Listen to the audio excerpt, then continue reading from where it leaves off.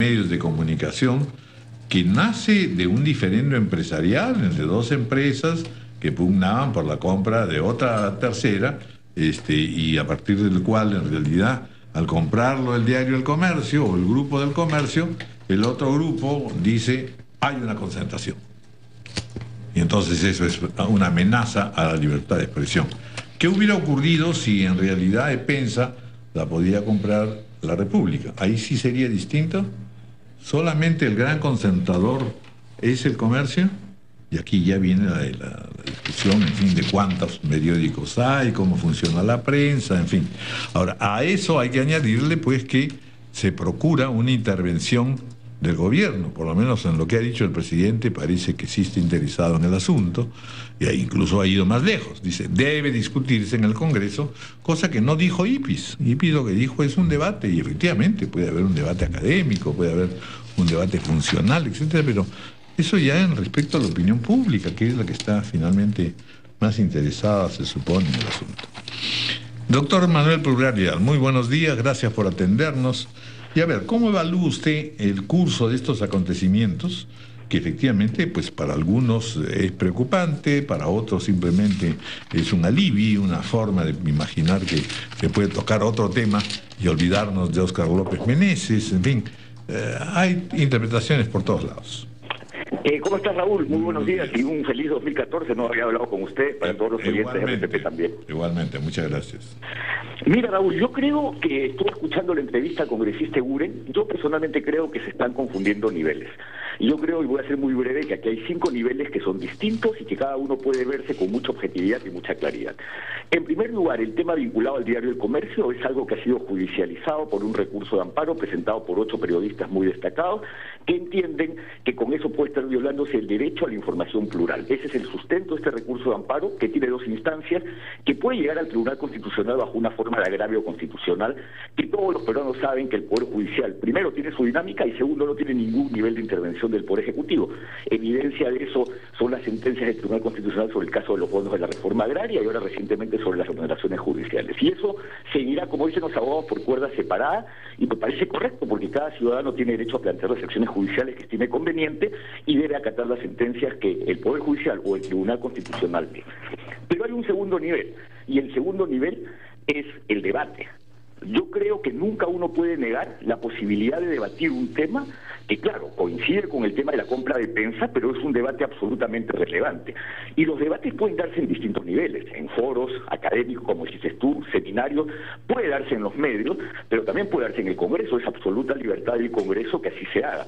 Y hasta donde entiendo, porque estuve yo en un panel el día que el presidente hizo su entrevista, fue el congresista Dagmer el que señaló, que me parece que el congresista Dagmer señaló que iba a presentar un proyecto de esta naturaleza, y el congresista Dagmer no es un congresista de la bancada oficialista. En consecuencia, nunca puede uno limitar la posibilidad que el debate se dé en distintas instancias. Pero vamos al tercer tema, y el tercer tema es que discutir o debatir no significa que haya un preconcepto o que haya un prejuicio, porque hay que tener en cuenta que estos temas de concentración de medios están regulados en muchos lugares del mundo. Y no estamos hablando de Argentina, porque creo que la gente está olvidando que en Argentina lo que se discutió no fue concentración de medios, se discutió el tema del monopolio del papel, del diario, del papel con el cual se imprime el diario, que estaba en manos del Grupo El Clarín, y la ley está vinculada al monopolio del papel. E incluso ha llegado a una sentencia judicial en donde jueces como Lorenzetti, reconocido y reputado juez de la Suprema, también falló porque ese monopolio se elimina. Ese es un caso distinto.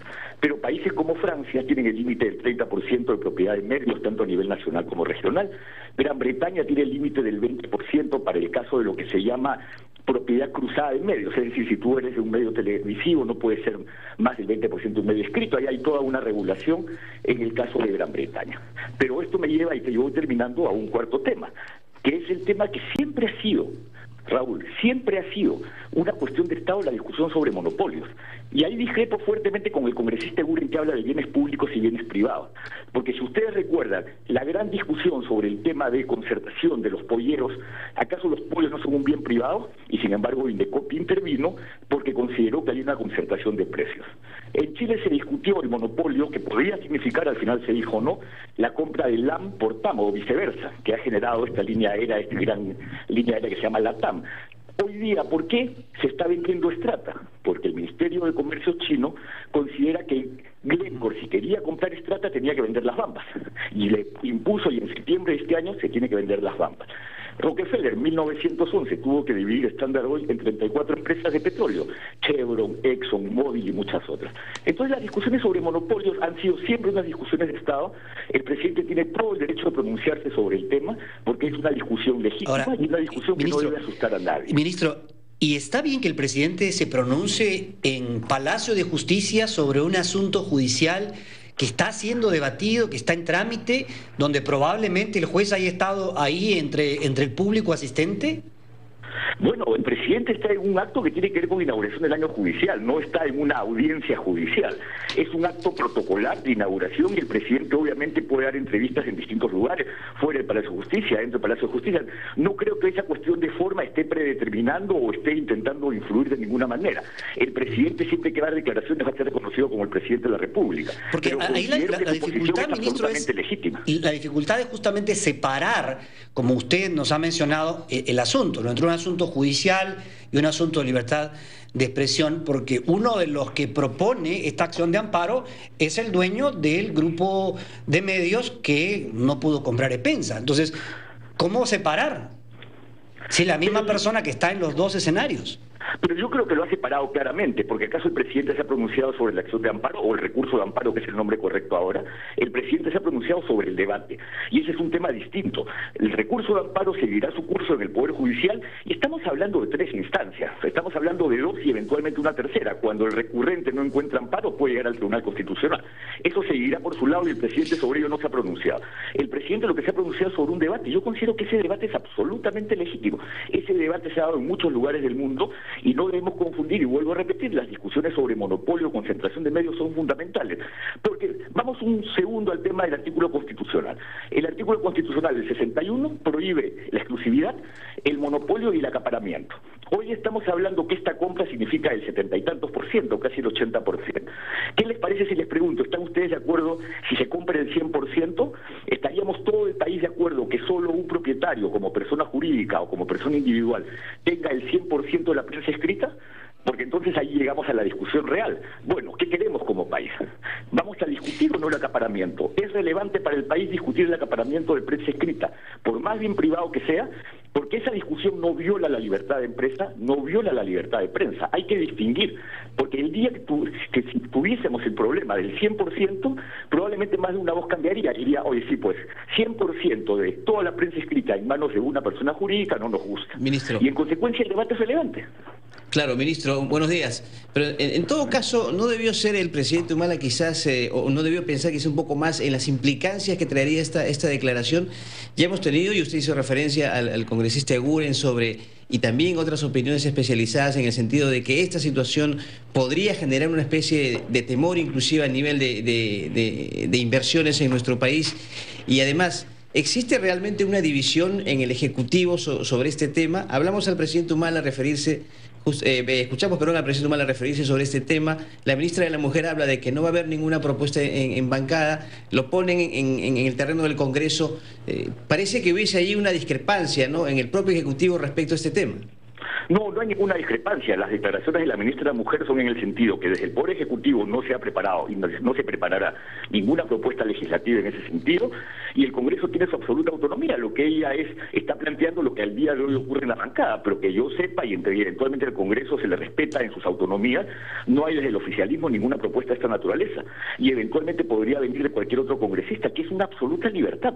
La presentación de un proyecto de ley entonces no puede empezar a ser cuestionada o condicionada porque el tema nos parece o no constitucional.